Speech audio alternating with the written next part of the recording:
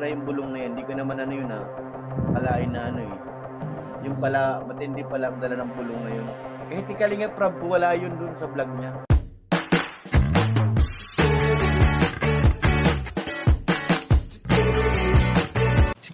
Si Kuya Jens, ano yan, reactor natin yan. Official reactor. Hello mga kalingap! Welcome back sa aking YouTube channel, Kuya Jens. So kung bago ka lang sa aking YouTube channel, huwag niyo pong kalimutang mag-subscribe at click the bell button para i-updated sa mabago-upload na video. At huwag po natin kalimutang suportahan ang buting kalingap sa panguna ni Kuya Val Santos Matubang, Ate Edna Vlog at syempre Kalingap Prab. At para suportahan din po ang aming mga kasamahan sa buting kalingap, nandiyan po ang K-Boys, Kalingap Partner, Kalingap Reactor at lahat po ng charity vlogger sa buong Pilipinas sa tumutulong sa mga kababayan natin na ngalat mahihirap.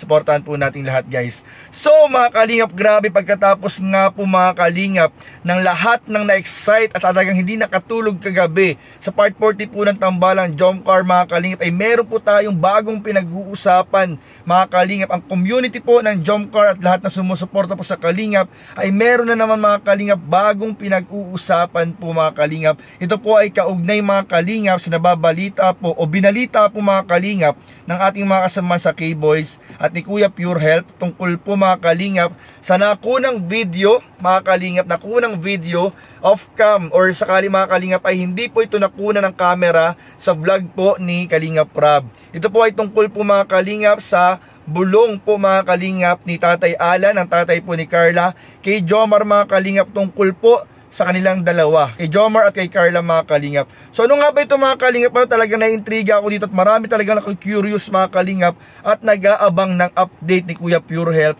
kung kailan niya mga kalingap ito ipapalabas. So pakinggan natin mga kalingap at panoorin yung kanyang naging live patungkol po dito mga kalingap at tingnan po natin kung makakakuha po tayo ng konting hint mga kalingap kaugnay po dito. So ano pang hinihintay natin mga kalingap? Tara panoorin na po natin at bigyan natin ng reaction video in 5, 4, 3, 2.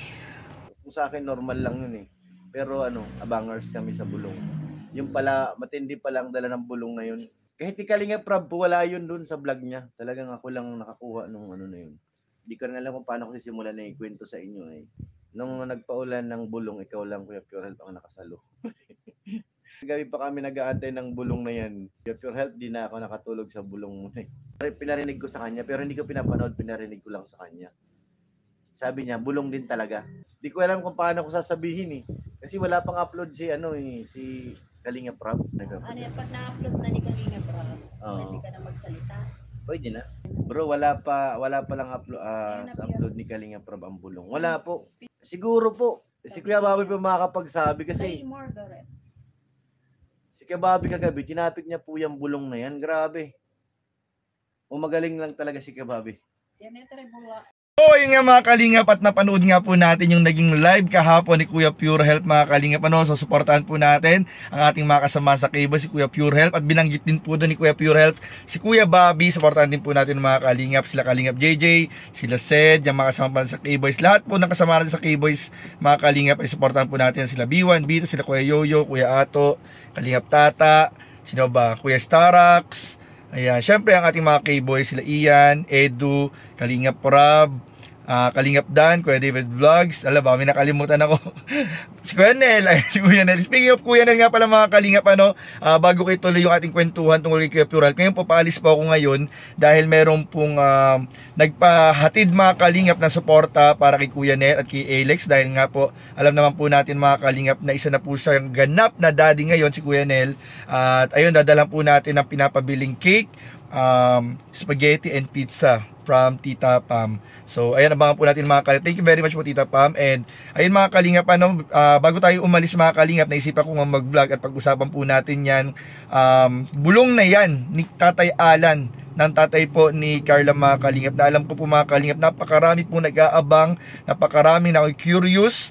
At ayun, napanood nga po natin yung live ni Kuya Pure Health kahapon na talagang ito po ay wala po sa part 40. Kahit po umabot po ng 50 plus minutes po yung vlog ni Kalingap Prab, ay wala daw po doon mga kalingap yung bulong na nakunan lamang ni Kuya Pure Health. Grabe, malupit talagang mag on the spot na vlog to video to si Kuya Pure Health. Talagang siya lang nakakuha ng aktong pagbulong po ni Tatay Alan kay Jomar mga kalingap. Pero ito mga kalingap ay patungkol daw po kay Carla at kay Jomar. So grabe, nakaka-curious talaga mga kalingap kung ano nga ba ito mga kalingap. At kagabi nga pala mga kalingap, no, salamat nga po pala sa mga sumama sa atin sa live kagabi na meron daw pong ilan na mga regalo po mga kalingap. May mga bali-balita po mga kalingap na may mga regalo pong hindi nabuksan, hindi nakita dun sa live. So, ang alam ko po ay doon sa vlog mga kalingap ng part 40. So, sa pagkakaalam ko po mga kalingap, para po sa mga nag-aabang po doon sa ibang regalo, ay abangan po natin sa susunod pong episode o part 41 mga kalingap ng Tambalan Jomcar. Dahil nung time po nagba-vlog po sila Kalingap Rab, ay magsisimula na po yung graduation po.